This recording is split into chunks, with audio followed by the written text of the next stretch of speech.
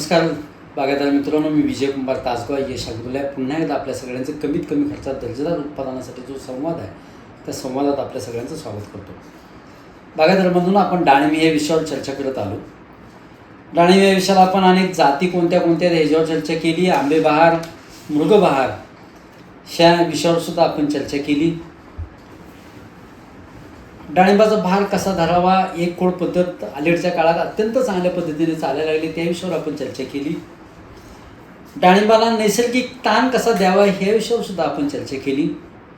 आज आपण कृत्रिम पानगळ डाळिंबाच्या बाबतीत कशी करून घ्यावी आणि त्यानंतरचं पाणी नियोजन कसं असावं ह्या विषयावर संवाद साधण्याचा आपण प्रयत्न करतो. पण एक गोष्ट अत्यंत चांगली आणि महत्त्वाची लक्षात ठेवा, डाळिंब बागेत सुद्धा अत्यंत कमी खर्च करून अत्यंत चांगल्या दर्जाचं उत्पादन आपल्याला घेतात. ज्या पद्धतीने आपण द्राक्ष बागेत काम करण्याचा प्रयत्न केला, अत्यंत सुंदर यश आपल्याला मिळत गेलं. अनेक प्रयोग करत गेलो आणि अगदी गहू ज्वारीच्या खर्चात सुद्धा आपल्याला द्राक्षेती करता येते हे आपण सिद्ध केलं. त्याच पद्धतीनं आपण डाळिंबाच्या बाबतीत सुद्धा गहू ज्वारीच्या सुद्धा कमी पैशातल्या खर्चात सुद्धा आपल्याला डाळिंब करता येतं. फक्त डाळिंब वर्षातून एकच भाग घेण्याचा प्रयत्न करा. डाळिंबाला अनेक रोग आहेत, अनेक किडे आहेत. त्यासुद्धा रोग आणि किडी अत्यंत कमी खर्चात अत्यंत साध्या औषधानं सुद्धा कंट्रोल करता येतात. याच्यावर आपण अनेक प्रयोग केले. गेली 6-7 वर्ष आपण त्याच्यावर काम केलं आणि मगच आपण डाळिंबाचा चॅनल चालू केला. बागायतदार बंधूंनो, समजा आपल्याला जानेवारी छटणी घ्यायची ह्या विषयावर आपण संवाद साधला आणि आपण नैसर्गिक ताण दिला. म्हणजे 30 ते 40 दिवस पाणी आपण बंद केलं. त्यानंतर जेवढी पानगळ झाली ती बघितली आणि पानगळ झाल्यानंतर जर बागेत पुन्हा पाणी फुटत असतील किंवा नवीन पानगळ झाल्यानंतर पानं जर नवीन निघत असतील तर आपण कृत्रिम पानगळ करून घेतो. कृत्रिम पानगळ करणे म्हणजे काय? बऱ्याच वेळा बागायतदार, मी बोललो ह्या विषयावर पाठीमागं, की क्युराक्रॉनची फवारणी करून त्याला शॉक देतात आणि पानगळ करून घेतात. तर असं नका करू. क्विनॉल-फॉस, क्युराक्रॉन हे कीटकनाशक आहे आणि कीटकनाशकाचा रेसिड्यू किंवा इतर किडीसुद्धा मरण्याचा खूप मोठा धोका असतो. ह्यासाठी सरळ 100 लिटर पाण्याला 400 ते 500 ml इथेनॉल टाका, त्यात 400 ते 500 ग्रॅम DAP टाका आणि बागेला स्प्रे घेऊन टाका. डाळिंबाच्या स्प्रे घेताना पूर्ण पान भिजेल, पूर्ण झाड भिजेल अशा पद्धतीनं स्प्रे घ्या.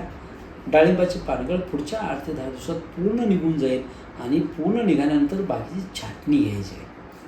छाटणी घेताना एक तंत्र सांगतो तुम्हाला, त्यात वेगळं तंत्र अशातला भाग अजिबात नाही.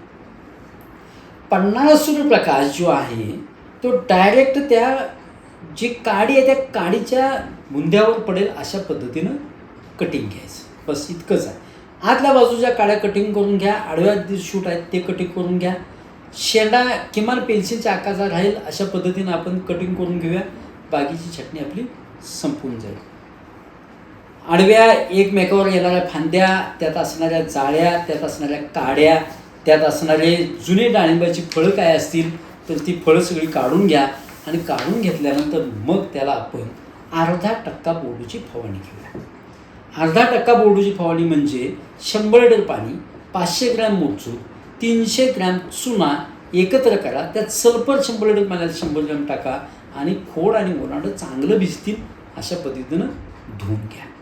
बस एवढंच काम जरी आपण बागेच्या छाटणीपर्यंत जरी केलं तरी सुद्धा बागेला पुरेसं आहे. छाटल्यानंतर मात्र बागेला पाणी द्या, कारण त्या पद्धतीनं बाग चांगली आपली फुटायला पाहिजे. ह्यासाठी खताचं नियोजन कसं असावं, पुढचं पाण्याचं नियोजन कसं असावं, कुठले स्प्रे पुन्हा घ्यावेत, मादी गळ फुलांची गळ होऊ नये म्हणून काय करावं, नर फुलांची संख्या जास्त असेल तर आपल्याला मादी फुलांची संख्या कशी वाढवता येईल ह्या विषयावर आपण सगळ्या विषयावर आपण चर्चा करण्याचा प्रयत्न करणार आहे. बागायतदार बंधूंनो, डाळिंब बागायतदार बंधूंनो, विशेषतः माझी विनंती आहे की डाळिंब बागेसाठीचे जेवढे आपले व्हिडिओ होतात त्याला वर आपण स्लोगन दिला आहे डाळिंब म्हणून, ते डाळिंब बागायतदारांच्यात व्हिडिओ शेअर करण्याचा प्रयत्न करा. जास्तीत जास्त चॅनल शेअर करा, सबस्क्राईब करा. आवडला तर नक्की लाईकचं बटन दाबा. धन्यवाद.